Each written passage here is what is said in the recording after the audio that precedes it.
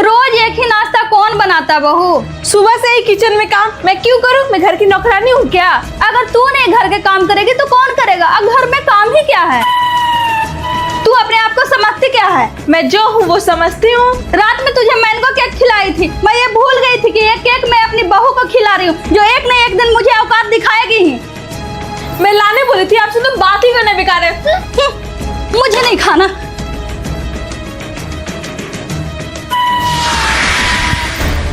अरे आंटी आपकी सास तो बहुत बुरी है, आपको तो जीना हराम कर देगी। इस घर में नागिन है, जहर उगलती है, कैसे झेलती हैं आप? मैं तो कहती हूँ उस बुढ़िया को बाहर कर दो, अकल ठिकाने लग जाएगी। थोड़ा तमीज से बात कीजिए आंटी जी। जिसके बारे में आप बोल रही है ना, वो मेरी सास नहीं माँ है, और मेरी पति की भी माँ है। हम माँ बेटी चाहे जितना भी झगड़ा करे, तो बीच में आग में घी डालने की जरूरत नहीं है। मुझे क्या, मैं तो बस समझा रही थी, भलाई का तो जमाना ही नहीं रहा। मैं तो बस आई थी ब्लाउज सिलवाने के लिए जा रही हूँ, मुझे भी किसी के घर की बात सुनने की शौक नहीं है। आप मेरी भलाई के लिए बोल रही थी या बुराई के लिए, मुझे अच्छे से मालूम है। मेरी माँ ने मुझे बचपन से सिखाया, जो घर की बातें बाहर से कान लगा के सुने वो कूटनी होती है, वो मंथरा होती है, और ऐसे लोगों से मैं दूर ही रहती हूँ। कहीं और सिलवा लूंगी, लेकिन तुम्हें नहीं दूंगी सीने के लिए ब्लाउज। आज का दिन ही खराब है, जहाँ देखो फालतू लोग मिल रहे हैं। मम्मी जी, पड़ोस वाली आंटी आई हुई थी। क्या बोल रही थी बहू? बस यही सब। बेटा, आज मुझे विश्वास हो गया कि तू इस घर की बहू नहीं, इस घर की लक्ष्मी है, जो अच्छे से इस घर को संभाल लोगी। मम्मी जी, मुझे पता है कि जहाँ बर्तन होती है वहाँ आवाज भी होती है, एक दूसरे में टकराते भी हैं, लेकिन इसका मतलब ये तो नहीं कि कोई मेरे घर में आकर दखलंदाजी करे, और कोई भी ऐरा गैरा आकर आपके बारे में चार बातें बोल दे और मैं चुपचाप सुन लूं और उसका दाल गल जाए। ये मैं बर्दाश्त नहीं कर सकती। मम्मी जी, आप मेरी माँ है, और माँ बेटी में झगड़ा कौन नहीं करता है? हाँ बेटा, चाहे जितना भी क्यों ना लड़ाई झगड़ा हो अपने घर में, लेकिन कभी किसी बाहर वालों को मौका नहीं देना चाहिए बोलने का, नहीं तो घर टूटते देर नहीं लगती बेटा। और बाहर वाले हमेशा चार लोग खड़ा रहते हैं घर तोड़ने के लिए, पर अब यकीन हो गया बेटा कि मेरा घर कभी तुम टूटने नहीं दोगे। मम्मी जी, एक बहू का कर्तव्य होता है कि वो अपने परिवार को जोड़ के रखे, तोड़ के नहीं। अरे बहू तो वो होती है जो टूटे रिश्तों को भी जोड़ना जानती है। आप फिक्र ना करें, बाहर वाले की एंट्री कभी नहीं होने दूंगी मम्मी जी।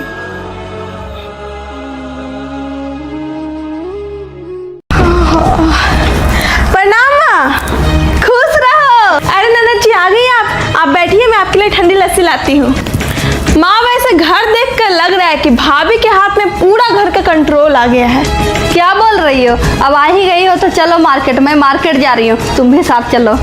मार्केट क्यों जा रही हो माँ? इतनी गर्मी है बाहर, मैं नहीं जाऊंगी, लू लग जाएगी। ठीक है तू बैठ। बहू कल मायके जा रही है शादी में, तो बहुत दिनों से झुमका के लिए बोल रही थी शादी में पहनेगी, तो ला देती हूँ।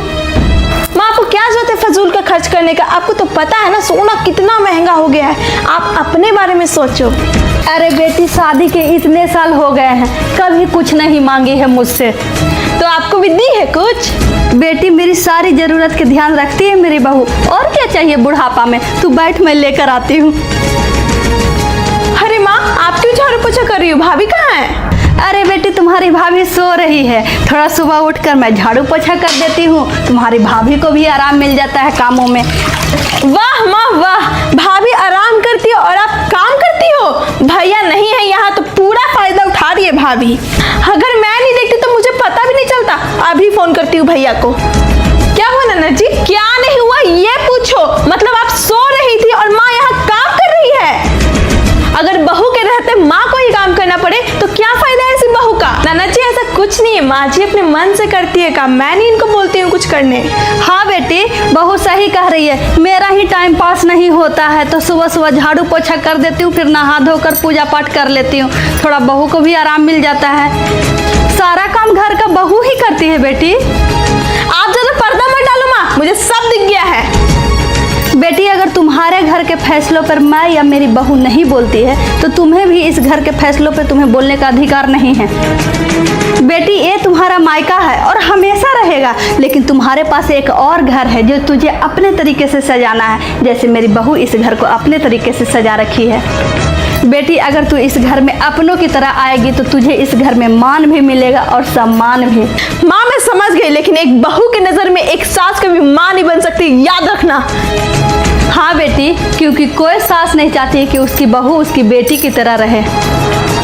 सोनी, जब रोते हुए संसार में बेटी आती है तो उसे माँ गोद में उठाती है, लेकिन वही जब बहू रोते हुए ससुराल आती है तो उसे सास गले लगाती है। माँ जीवन देती है तो सास जीवन साथी।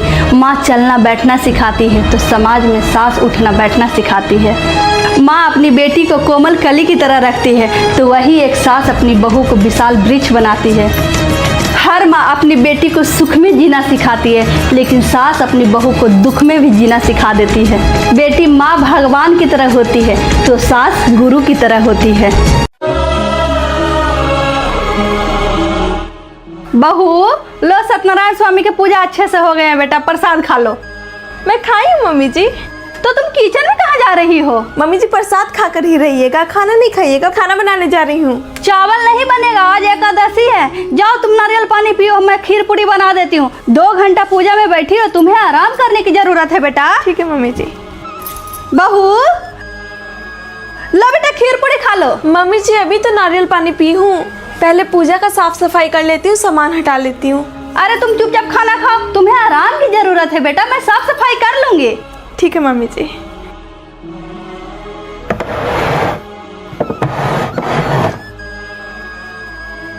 बहू, ये क्या कर रही है बेटा?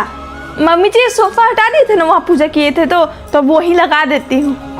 रहने दे आज भर, मैं थोड़ा साफ सफाई कर लेती हूँ, झाड़ू पोछा फिर कल लगा दूंगी। जी मम्मी जी। हाँ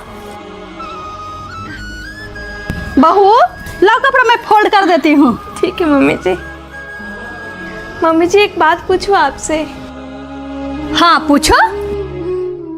लोग तो बोलते हैं कि सास बहुत परेशान करती है अपनी बहू को, इसीलिए ससुराल में बहू बच्चा पैदा करने से डरती है, और आप तो मेरा हर काम कर देती हो, क्यों मम्मी जी? बहू, मेरा बुढ़ापा का सहारा तो तुम ही हो ना, और वैसे भी मैं तुम्हें अपनी बहू नहीं अपनी बेटी मानती हूँ। लेकिन मम्मी जी समाज तो बेटा बेटी को ही बुढ़ापे का सहारा मानती है ना। बहू, बेटा चला जाएगा ऑफिस, बेटी चली जाएगी ससुराल, घर पे तो तुम ही रहोगी, तो तुम ही सेवा करोगी ना। एक बात हमेशा याद रखना बहू, उन लोगों के घर कभी खुशियाँ नहीं टिकती जो अपनी बहू को बेटी नहीं दुश्मन समझती है।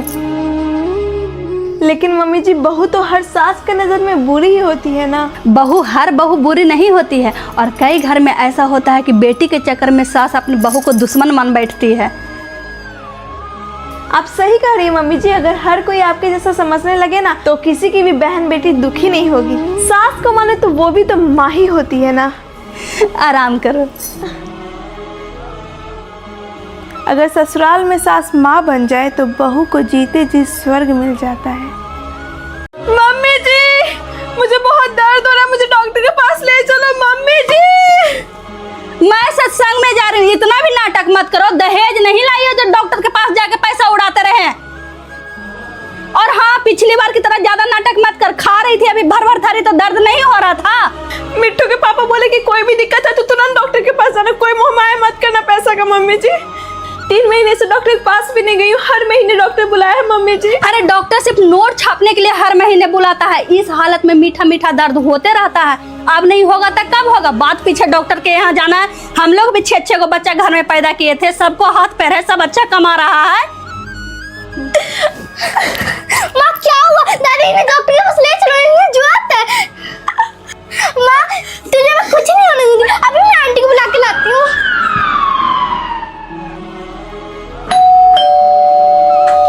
शर्मा जी की बहू 50 लाख दहेज भी लाई, अब पोता भी दी। एक मेरी बहू है, फ्री के इसका बाप शादी भी किया, ऊपर से एक बेटी के साथ 2 बेटी भी फ्री दे दिया।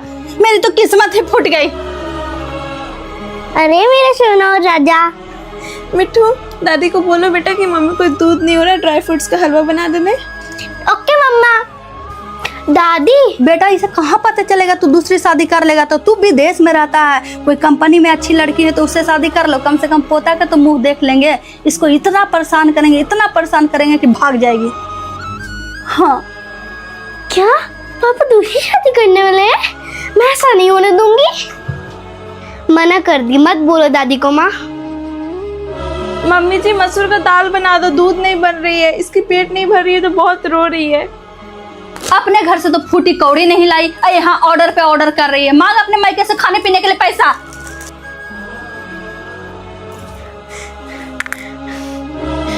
मम्मी मेरी सास इतने दिनों के बाद भी दहेज के लिए रोज ताना मारती है, मुझे घुटन होती है। मम्मी मुझे यहाँ से ले चलो। बेटी शादी है, कोई मजाक नहीं। मैं कहाँ रख पाऊंगी तुम्हें और तुम्हारी बेटी को। समाज को भी जवाब देना होता है। उनकी भी क्या गलती है, लगातार 2-2 बेटियां दी हो तो आहत तो होंगे ना वो। बेटी घर बसाने के लिए बहुत कुछ सहना पड़ता है। बेटी अपना दर्द किसे सुनाए? शादी के पहले तो बेटी का घर होता है मायका, मगर शादी के बाद ना तो मायका होता है ना ससुराल। अब मुझे अपनी दोनों बेटियों के लिए जीना होगा। दादी मेरी मम्मी के लिए खाना कहाँ है? तुम्हारी मम्मी के लिए मैं खाना नहीं बनाई हूँ, दे दो बासी चावल फ्रिज में होगा। प्लीज दादी मेरी मम्मी के लिए दाल चावल बना दो ना। जाओ यहाँ से। दादी, मम्मी, दादी क्या हुआ? दादी लो दूध पी लो, बिल्कुल भी आप अपना ध्यान नहीं रख। रुको मैं पिलाऊंगी। लाओ दो दादी, आपके बालों में कंघी कर देती हूँ। अपना ध्यान रखा करो दादी, अब से मैं ही आपका ध्यान रखूँ।